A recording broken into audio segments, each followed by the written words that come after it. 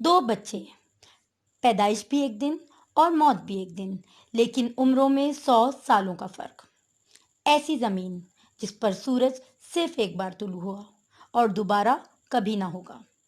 ایسی قبر جس کا مدفون بھی زندہ اور قبر بھی زندہ۔ قیدی، سانس لینے کی اجازت بھی نہیں اور زندہ بھی۔ ان تمام سوالات کے جواب جاننے کے لیے آخر تک ویڈیو میں ساتھ رہیے گا۔ سب سے پہلے میرا چینل سبسکرائب کر دیجئے اور بیل آئیکن پریس کر دیجئے تاکہ نت نئی ویڈیوز آپ تک بروقت پہنچتی رہیں۔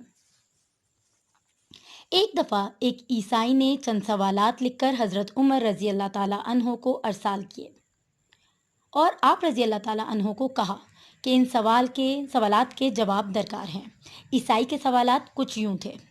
سوال نمبر 1، ایک ماں کے شکم سے 2 بچے پیدا ہوئے اور دونوں ایک ہی وقت ایک ہی دن میں پیدا ہوئے، پھر ایک ہی روز دونوں کا انتقال ہوا۔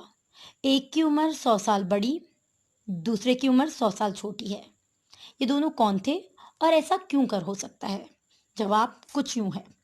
وہ 2 بھائی جو ایک دن پیدا ہوئے، ایک ہی دن دونوں کی وفات ہوئی، پھر ایک کی عمر 100 برس بڑی اور دوسرے کی عمر 100 برس چھوٹی ہے۔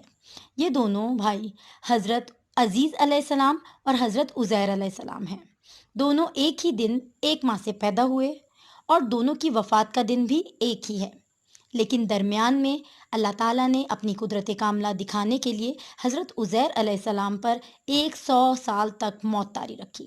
پھر 100 برس کے بعد وہ زندہ ہو کر اپنے گھر گئے، پھر کچھ دن اور زندہ رہے، پھر دونوں بھائی ایک ہی دن فوت ہوئے۔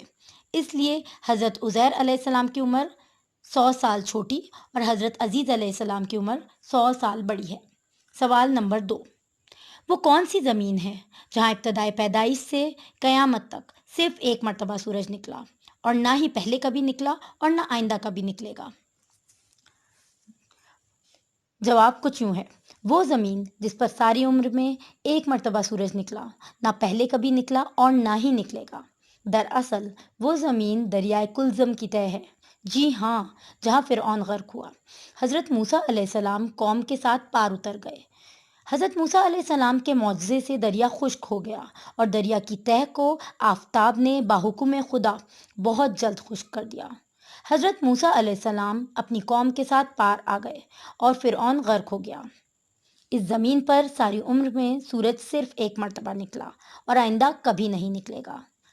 سوال نمبر 3، وہ کون سی قبر ہے جس کا مدفون بھی زندہ تھا اور قبر بھی زندہ تھی، اور قبر اپنے مدفون کو سیر کراتی رہی، پھر مدفون قبر سے باہر آیا اور زندہ رہ کر فوت ہوا؟ جواب کچھ یوں ہے۔ وہ قبر جس کا مدفون اور قبر دونوں زندہ تھے اور قبر اپنے مدفون کو سیر کراتی رہی، دراصل وہ حضرت یونس علیہ السلام کی مچھلی تھی۔ جی ہاں، قبر بھی زندہ، مدفون بھی زندہ، اور مچھلی آپ کو سمندر کی سیر کرواتی رہی، پھر آپ مچھلی کے پیٹ سے باہر آ کر زندہ رہے اور وفات پائی۔ سوال نمبر 4، وہ کون سا قیدی ہے جس کو قید خانے میں سانس لینے کی اجازت نہیں اور وہ بغیر سانس لیے زندہ ہے؟ جواب کچھ یوں ہے۔ جو قیدی قید خانے میں سانس نہیں لیتا اور بغیر سانس لیے وہ زندہ رہتا ہے، دراصل وہ بچہ ہے جو ماں کے شکم میں قید ہے اور خدا نے اس کے سانس لینے کا ذکر نہیں کیا، اور نہ وہ سانس لیتا ہے، پھر بھی وہ زندہ رہتا ہے۔